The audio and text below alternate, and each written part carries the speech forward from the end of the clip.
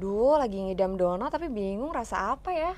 Ya elah, pesen donat doang lama banget kayak ngantri busway. Ya soalnya aku pengen rasa kacang, tapi kayaknya mint juga enak, cheese juga enak, warna-warni juga enak.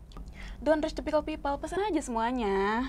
Iya benar juga, kamu tuh udah pinter, cantik, tapi kok masih jomblo sih?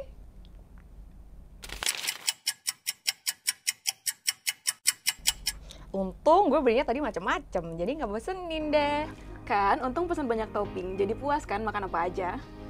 Nah, analogi ini cukup mirip sama diversifikasi aset saat kita investasi. Bayangin, setiap rasa donat tadi adalah sektor saham yang berbeda.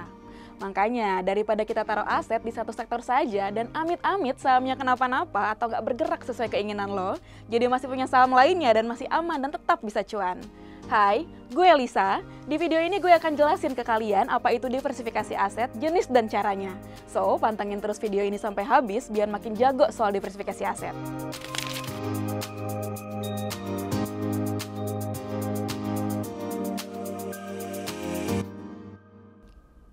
Gimana Sobat Cuan? Udah mulai kebayang kan sama diversifikasi? Tenang aja, penjelasan dari gue nggak rumit kok. Pokoknya, kata kuncinya adalah membagikan dan membedakan. Jadi, kalau dalam dunia investasi, diversifikasi artinya strategi investor untuk atur portofolio kita dengan memiliki berbagai macam aset dan tingkat resiko juga periodenya berbeda. Emang diversifikasi aset itu penting?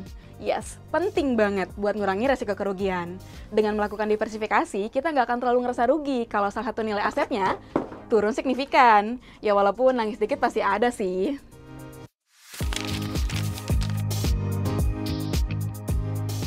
Oke, coba bayangin deh Sobat Cuan, misal kita investasi cuma di saham atau di kripto aja. Lalu ternyata saham yang kita beli jatuh, atau kripto terjun bebas. Akhirnya, portofolio yang kita punya jadi negatif dan kita jadi panik. Makanya, agar penurunan nilai itu nggak bikin sakit hati, kita perlu alokasiin investasi ke aset-aset yang lain. Misal ke aset yang risikonya lebih rendah dan aset yang performanya lebih mantap. Semakin jelas ya konsep diversifikasi. Sekarang kita akan bahas macam-macam diversifikasi yang bisa kita lakukan dalam membangun portofolio investasi kita. Pertama, diversifikasi dalam satu kelas aset tertentu. Wah, gimana tuh maksudnya? Contohnya nih, saham teknologi kayak Apple, yang punya tingkat volatilitas harga lebih tinggi dibanding saham sektor konsumsi seperti Unilever. Nah, dari sini kita bisa diversifikasi dalam satu kelas aset dengan memilih instrumen investasi yang tingkat resikonya berbeda. Percaya deh, ini bakal bantu banget mengurangi resiko dan jaga kestabilan portofolio kita. Yang kedua, diversifikasi berdasarkan batas geografis. Maksudnya gini, keadaan ekonomi dan ukuran pasar setiap negara bisa mempengaruhi kinerja aset di dalamnya. Misalnya, indeks saham AS dan Indonesia punya nilai pertumbuhan yang berbeda. Karena masing-masing indeks saham itu punya sentimen penggerak yang berbeda pula. Oh iya, kalian tahu nggak, emiten saham AS relatif lebih cuan dari negara lain loh. Mengingat ukuran ekonomi AS yang besar banget dan seluruh perusahaan ngetop global berasal dari AS.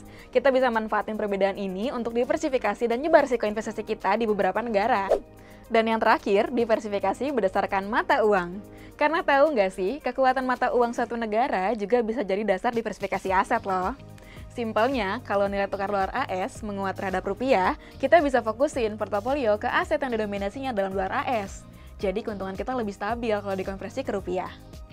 Nah, kesimpulannya, dengan diversifikasi, kita bisa menyeimbangkan antara ningkatin potensi keuntungan dan mengurangi resiko kerugian. Sebagai investor yang cerdas, yuk mulai diversifikasi aset dengan pilih berbagai aset yang tingkat resikonya berbeda ya. Oke Sobat Cuan, sampai ketemu di video selanjutnya.